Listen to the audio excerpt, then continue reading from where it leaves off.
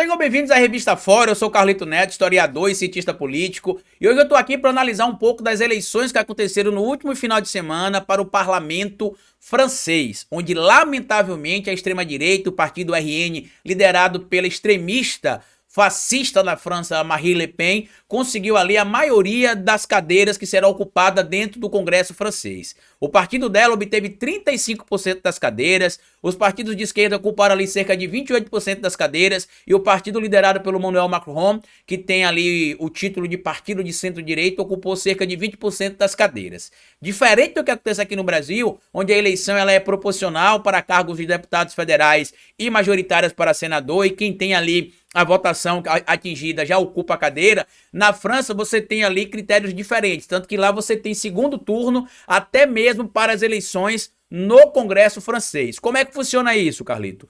Nos distritos em que o candidato, seja da esquerda ou da direita, ou do centro, não teve a maioria absoluta dos votos, você pega os dois primeiros colocados e leva para o segundo turno, e leva o terceiro colocado que teve pelo menos 12,5% dos votos. E é o que aconteceu. Como o resultado das eleições da França foi muito ruim para o Macron, para a democracia como um todo, porque apesar do Macron ser uma figura de centro-direita, quem perde nesse debate todo é a democracia, porque não se pode ter um partido como o partido da Marine Le Pen, tendo ali quase 35% das cadeiras, né?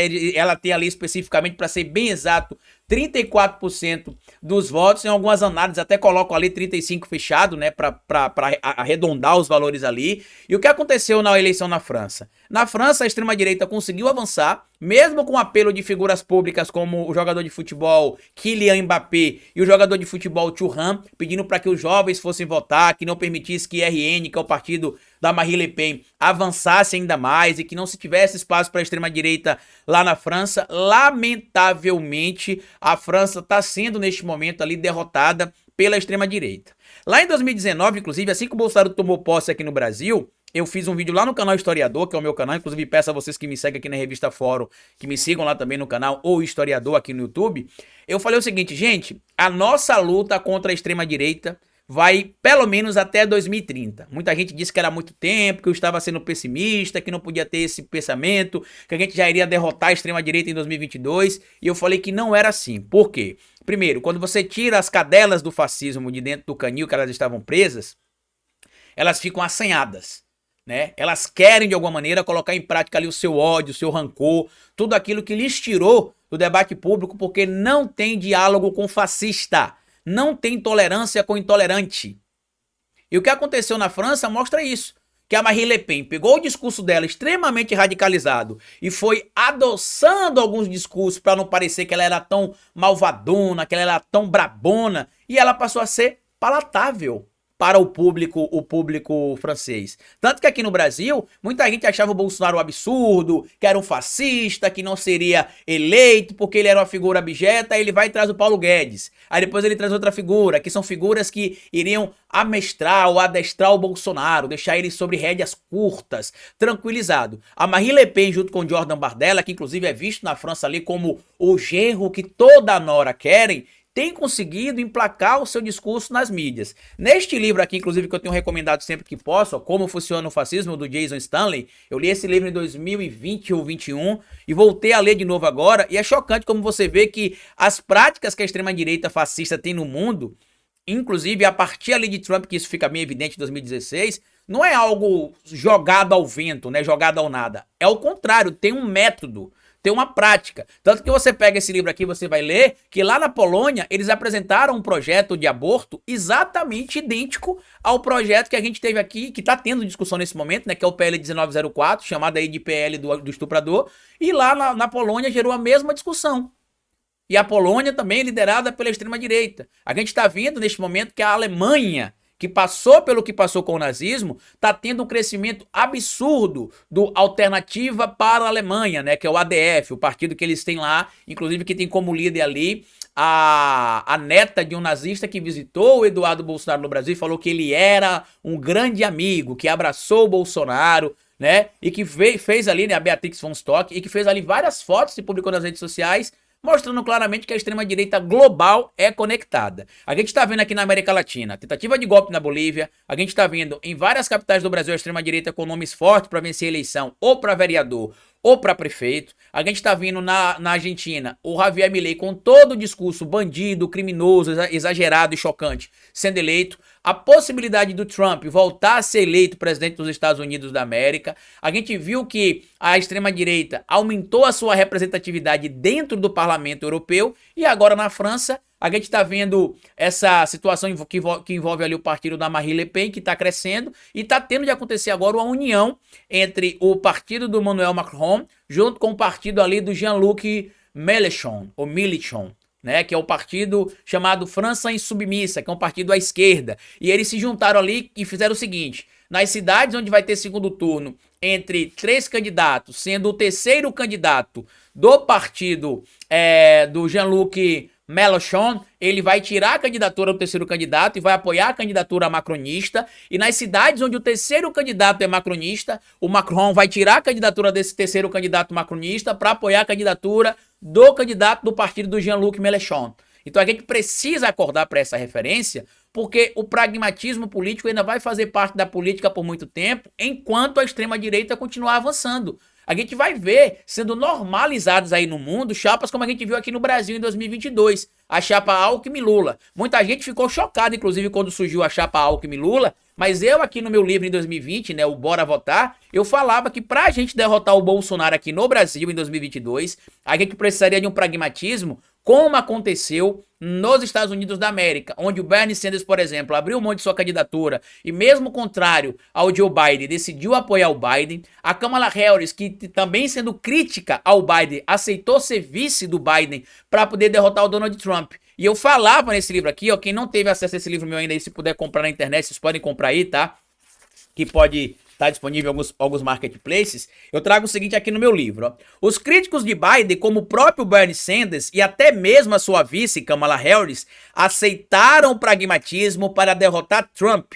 Esperamos que isso possa ocorrer aqui no Brasil em 2022.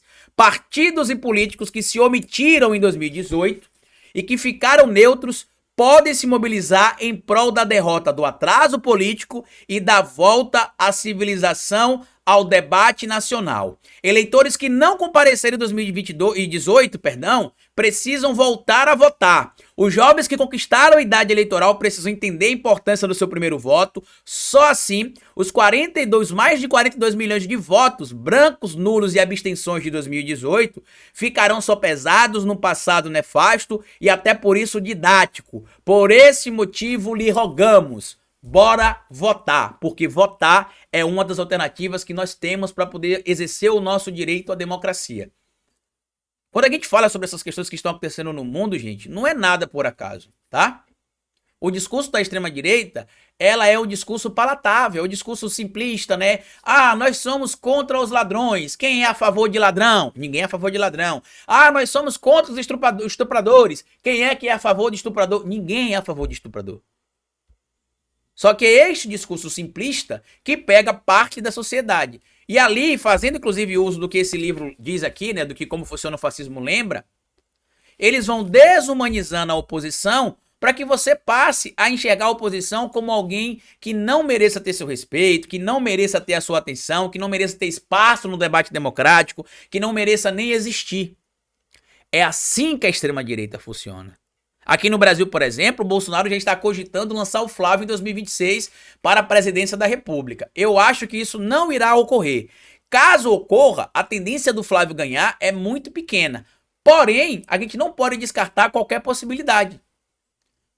Quando a gente fala aqui sobre o paradoxo da intolerância de Karl Popper, né, um dos paradoxos, na verdade, que ele traz no seu livro, né, inspirado em filósofos gregos antigos, a gente fala que não se pode ser tolerante com intolerante, porque senão eles vão sucumbir os tolerantes. Está acontecendo isso em vários lugares do mundo. Hoje, por exemplo, no parlamento brasileiro, a gente está discutindo se a vítima de estupro tem de ser punida ou não tem de ser punida, enquanto o abusador está sendo ali beneficiado. A gente está discutindo nesse momento no Brasil se a gente tem de pautar decisões baseadas na lei ou na Bíblia. Então não se pode baixar a cabeça e dormir quando a luta que a gente está fazendo é contra o fascismo. Se você tá aqui na revista Fórum, se você tá aqui na internet me acompanhando, acompanhando o Rovai, acompanhando todos os conteúdos que a gente produz aqui para vocês, entenda que essa é uma luta frequente. O homem é um animal político. E a política faz parte da essência do homem como ser. Então a gente precisa acordar e entender que a gente precisa se mobilizar, assim como o povo francês se levantou ontem, né, foi para as ruas dizer que não passarão, que os fascistas não passarão. Kylian Mbappé já manifestou ali que vai participar de algumas mobilizações. O segundo turno acontece na semana que vem na França. E ainda tem um ponto complicado, né, porque mesmo com o resultado das eleições na França, no segundo turno, o partido do Macron ou o partido do Jean-Luc Mélenchon vencendo ali as eleições, olha que absurdo, né? E por isso que eu digo para vocês que precisa se fazer o que eu sugiro aqui no livro, esse pragmatismo. Por quê? Eles vão se unir agora no segundo turno para poder derrotar ou impedir que mais cadeiras vão para o RN, que é o partido da Marine Le Pen, mas não existe garantia que eles vão se unir no Congresso para poder conseguir colocar pautas de votação em defesa do povo francês. É provável, inclusive, que o Congresso francês fique parado até 2027, quando acontecerão as novas eleições. Aí eu pergunto pra vocês, do que adianta querer derrotar o RN agora, mas deixar eles darem as cartas dentro do Congresso francês? Porque a tendência é que o RN, junto com o Republicanos, que é um partido antirrepublicano, assim como acontece aqui no Brasil, né? O Republicanos é um partido antirrepublicano, eles vão ter entre 230 e 280 cadeiras aproximadamente, é o que traz aqui, inclusive, o Ivan Longo na matéria sensacional que ele fez. Eu vou até deixar pra vocês o link aqui, que tá disponível, publicado aqui na revista Fórum, tá? Tá aqui, ó. Só pra vocês acompanharem junto com a gente. Tá aqui, ó. Cadê? Deixa eu só mostrar pra vocês aqui.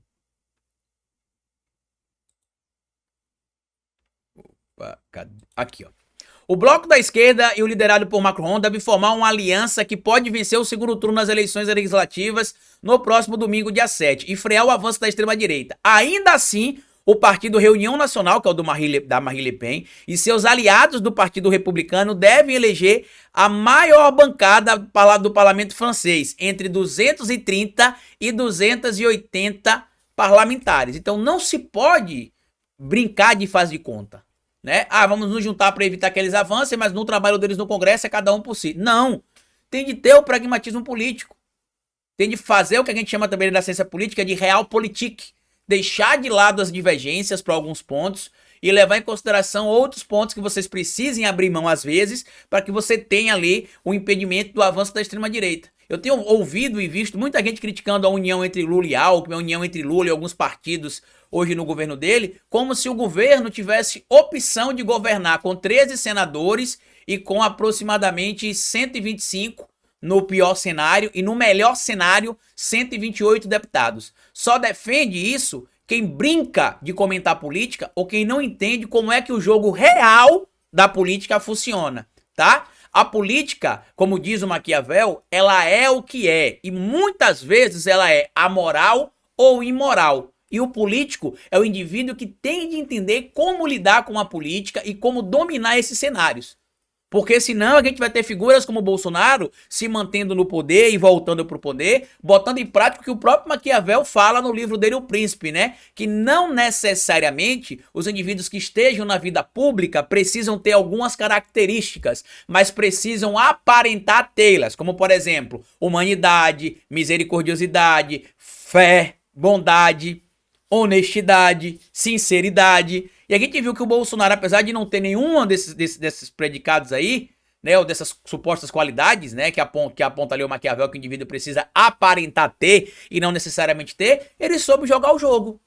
Assim como a Marine Le Pen tá sabendo jogar na França, assim como o Jordan Bordella tá sabendo jogar, assim como o Trump joga para aqueles que o Trump quer falar, assim como o Javier Milei jogou na Argentina para aqueles que ele quer falar, e assim como o Bolsonaro e a extrema-direita canalha brasileira faz para falar com o que eles querem falar, inclusive aqui utilizando o elemento da religiosidade de forma canalha e sem vergonha. Reflitam sobre isso e a luta não pode parar. Grande abraço para vocês e até o nosso próximo encontro aqui amanhã. Até mais.